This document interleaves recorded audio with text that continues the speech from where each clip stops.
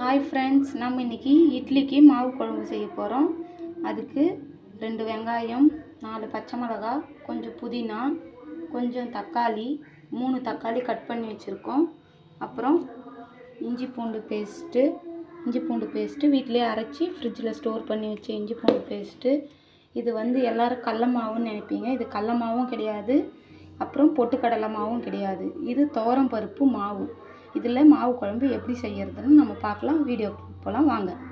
இப்போ கடாய் வச்சுக்கலாம். கடாய் சூடானோடனே சுத்தமான கடலெண்ணெய் சேர்த்துக்கலாம். நான் எல்லா வீடியோலையும் சொல்கிறேன் ஃப்ரெண்ட்ஸ், கடலெண்ணெய் சாப்பிடுங்க, ரொம்ப நல்லது, ஆரோக்கியமும் கூட.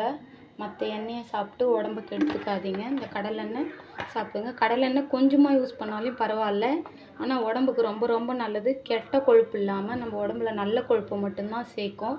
அதனால் மோஸ்ட்லி எல்லோரும் கடலெண்ணெய் யூஸ் பண்ணுங்கள் ஃப்ரெண்ட்ஸ்.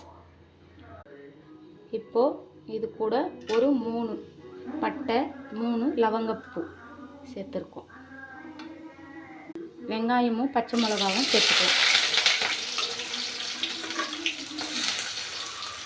புதினா, வெங்காயம், பச்சை மிளகாய் இது 3த்தையும் சேர்த்து இதை கொஞ்சம் நல்லா வதக்கி வச்சுட்டு வந்துடலாம்.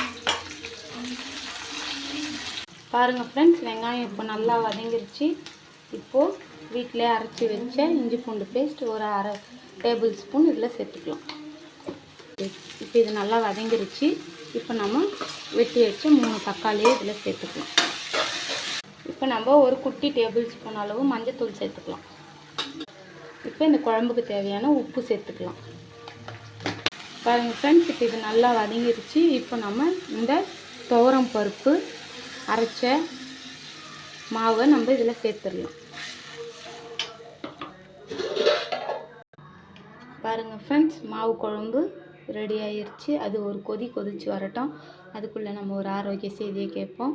என்னென்னா, இன்றைக்கி நிறைய பேர் ஸ்நாக்ஸுக்காக பிஸ்கெட்டு, சாக்லேட்டு, அதுக்கப்புறம் கேக்கு இந்த மாதிரி ஐட்டத்தை பசங்களுக்கு வாங்கி கொடுத்து அனுப்புகிறோம்.